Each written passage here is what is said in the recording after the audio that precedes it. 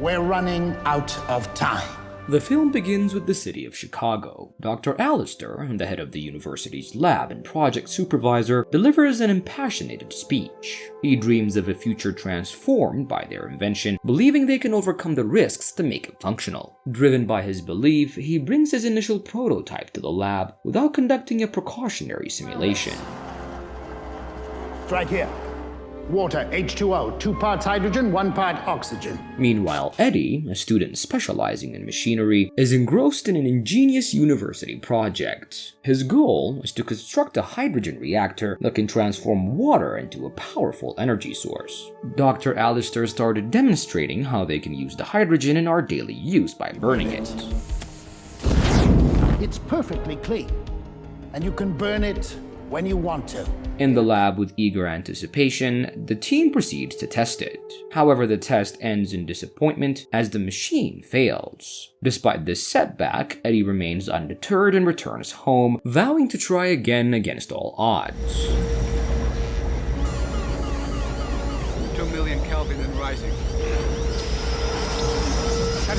Eddie's relentless efforts finally pay off, and on his next attempt, the machine operates successfully and he triumphantly takes the prototype back to the university lab. The team gathered to test the newfound success and they manage to make the machine operate without any instability. His accomplishment ignites a wave of excitement amongst his peers, culminating in a grand celebration. We're going to be famous. That's right. Thanks for your trust.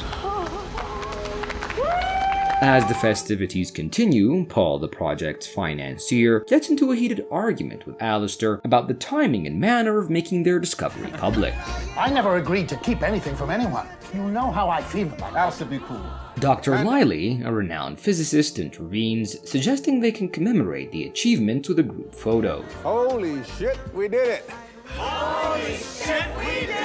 After the party, a visibly intoxicated Dr. Lively suggests to make her way home, hindered by a dead car battery. Eddie, ever the gentleman, notices her predicament and offers his assistance. Together, they manage to flag down a taxi.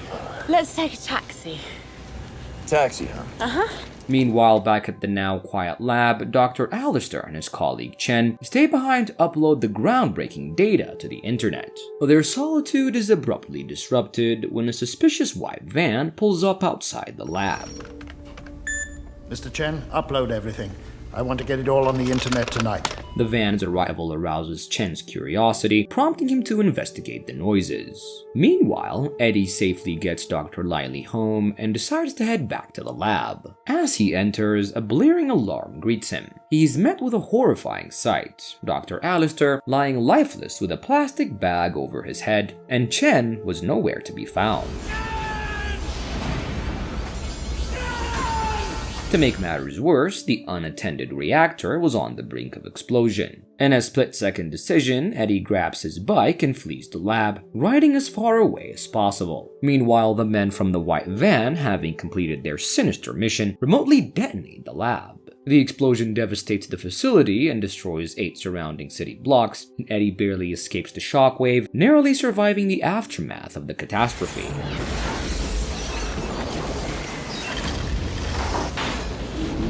Eddie contacts Paul to relay this horrifying event, and Paul, standing at a safe distance, silently watches the roaring flames that once symbolized their beacon of hope. As dawn breaks, chaos ensues with the arrival of the fire department, police, and press, all eager to uncover the truth behind the disaster. Eddie steps forward to share his account of the events with the press, and FBI agent Ford arrives to begin his own investigation. Have the locals move the perimeter back about 1,000 feet. You got it. Eddie and Lively receive a fax from Chen asking for all the documents, and Lively thinks she's being framed and tells Eddie that it wasn't from Chen because the writing is different. Meanwhile, Ford went to Paul to confront him about the incident, and he asked him about Eddie's file because Eddie dropped out of school. Ford also accused Chen of espionage, and on top of that, Ford mentioned that fax that Lily received, including her in the suspect list. Real shithole, huh? How much you say this guy makes? Not much. He's a student machinist. Hey, Sheen, what are you doing outside? The FBI went to Eddie's house to investigate and found different lab instruments along with the reactor. They kept looking till they found something that would make Eddie a suspect, and as night falls, Paul exits a parking lot only to be confronted by Eddie and Lily, who had been eagerly waiting for him. Paul questions them about evidence allegedly found at their homes, but both firmly deny any connection to China. Tell me about the money, Eddie. What money? The $250,000 the FBI found in your loft. Paul suggests that they hire an attorney and turn themselves into the police, but Eddie, determined to uncover the truth, declines. Instead, he proposes to seek refuge at Maggie's place, an old friend of his. Later, while at the restaurant, Eddie and Lily see their pictures on a TV broadcast featuring a wanted poster. Eddie quickly devises a plan instructing Lily to purchase 2 train tickets to an observatory where Maggie works and sends her off in a taxi, promising to meet her on the train.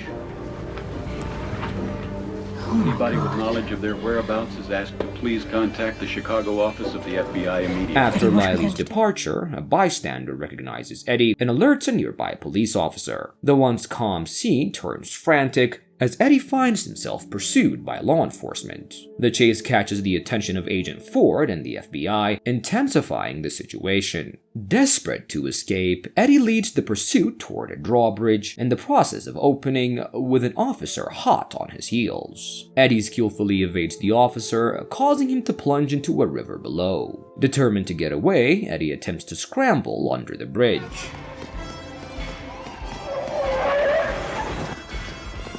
The FBI, desperate to capture him, order the bridge to be closed immediately, ignoring the bridge's operator's warning that Eddie would be crushed. As the massive bridge descends, Eddie resourcefully jams a metal rod into the machinery, buying himself precious time. Just in the nick of time, he evades the closing bridge, slipping away under the noses of the pursuing officers and the FBI. His escape continues as he spots an approaching garbage truck, hops on, and successfully leaves the scene. You back this thing out of here. Come on. At the busy train station, Lily waits anxiously, scanning the crowd for Eddie, and he arrives with barely a second to spare, boarding the train moments before it departs. Together, they journey to Maggie's workplace, and upon hearing Eddie's explanation about his innocence and the lab tragedy, Maggie warmly welcomes them. It's good to see you, Ned. You must be the other terrorist. The following day brings a significant development as Agent Ford and another FBI agent, Doyle, attend a crucial hearing. Amongst the attendees were some of the highest-ranking Senate officials, and Paul, now under investigation, delivers his statement to the committee, asserting that all government funding he received was utilized for the country's benefit. However, the FBI remains skeptical of Paul's narrative. We don't know the cause of the explosion. It's true. The authorities escalate their surveillance around Paul's house and intensify their investigation. The next day, Paul visits C Systems Research Labs, a place frequented by familiar faces from the committee and the FBI. However, their efforts to uncover the ongoing activities are effectively thwarted. In a significant meeting with Lehman, the head of the C Systems Research, Paul asserts to him that everything is under control and vows to capture Eddie by the end of the day. It becomes evident that C Systems Research has stolen the reactor, but is unable to make it work. The plot thickens as it's revealed that Paul is the mastermind, providing the cover for the C Systems Research actions.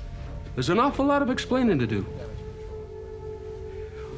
Where is the young man?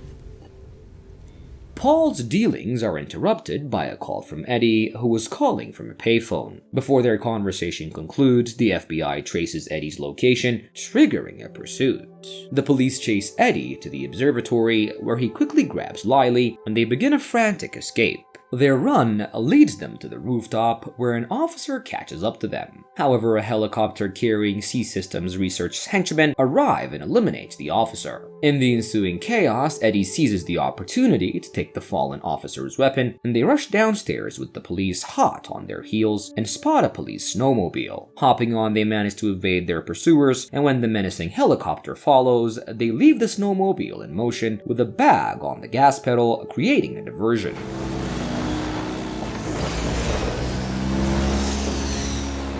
Eddie and Lily seek shelter in an abandoned house, offering them a chance to recuperate and warm up. After sharing a meal, Eddie goes to inspect the garage for any useful items, and meanwhile, Ford and Doyle visit Paul at his house, questioning him about the recent phone conversation with Eddie. Paul insists that he merely advised Eddie and Lily to surrender to the police, but the FBI agents confront him about the dubious financial activities, highlighting his use of both obvious and secret accounts. They warn him that obstructing an FBI investigation is a federal crime, and inform him that Eddie and Lily are now the main suspects in the murder of an officer. The following day, Paul confronts Lyman, angered by his decision to have the officer killed. Paul reveals that he never intended for Eddie to be framed, but Lyman sees Eddie as a liability who had seen too much and is no longer needed. Paul strongly disagrees, believing Eddie is the only one who can successfully operate the machine. Now he's a cop killer. Worst case scenario, they kill him.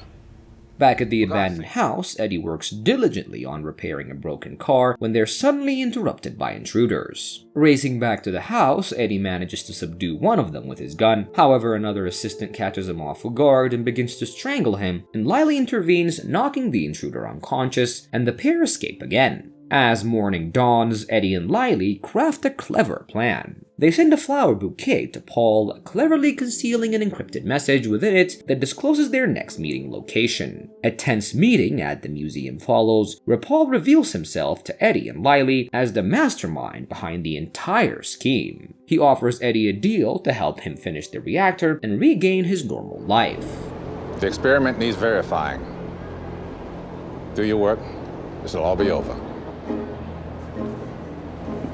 When Okay, Eddie we'll be resists, Paul leaves him in the hands of his henchmen, and Eddie fights through the men, grabs Lily, and they make a run for it. The chase leads them to an aircraft exhibit, and Eddie attempts to hide Lily in a hatch. Unfortunately, she is captured, and although Eddie manages to climb onto the airplane and evade capture, he's forced to watch Lily being taken away. Memorizing the car's license plates, he decides to follow. At C-Systems research labs, Lily is introduced to the team, including Chen, who was kidnapped earlier. The group demands Lily and Chen resume their work, but Lily firmly refuses. You can't be serious. Oh, yes. Meanwhile, Eddie spots an opportunity when he sees an unattended police car while the officers were preoccupied. Seizing the moment, he hops in and uses the police resources to trace the license plate number of the car that took Lily to the FBI headquarters. The autopsy result of the slain officer reveals that he was killed by a sniper, and considering this evidence, Ford realizes that Eddie can't be killed. He also deduces that someone as intelligent as Eddie, capable of constructing the reactor and blowing up a lab, wouldn't be foolish enough to leave a trail of cash at his house, a clue that they found during an earlier search. So what are you saying? Some cowboys have gone off the reservation? $100. Kid didn't do it. You got a nationwide manhunt for an innocent man. The next day, Eddie infiltrates the C-Systems research labs, disguised as one of the engineers. He navigates through a hidden tunnel, eventually emerging in an underground lab, where the team was attempting a hydrogen reactor experiment. Despite their reluctance, Lily and Chen seem coerced into cooperating, but their efforts end in failure, and Paul and Layman decide to try again the following day. Catching the sight of Eddie, Lily manages to keep her cool. Back here at 8:15 tomorrow, all right? I have a feeling, Dr. Sinclair. Layman issues a menacing warning to Lily and Chen, making it clear that their survival depends on getting the machine up and running. After delivering his threats, he directs them back to their living quarters, and once the coast was clear, Eddie slips back into the lab and with careful precision adjusts the machine, successfully getting it to run. The following morning, the team was amazed to find the reactor functioning, and one of the scientists, seeing an opportunity, claims credit for making it work. Paul instructs his team to save all the relevant data onto a disk for cross-checking the university data, and after handing off the disk, Paul's assistant retreats to his office, where he was confronted by Eddie, who was writing a message for Agent Ford. Paul admits that he deduced Eddie was the one who fixed the reactor, and at that moment, Lyman and his men burst onto the office, leading to a tense standoff. Eddie demands their freedom, arguing that he's given C-Systems research what they wanted. However, Lyman refuses, and in response, Eddie shuts down the reactor and begins transmitting all of C-Systems data directly to the FBI.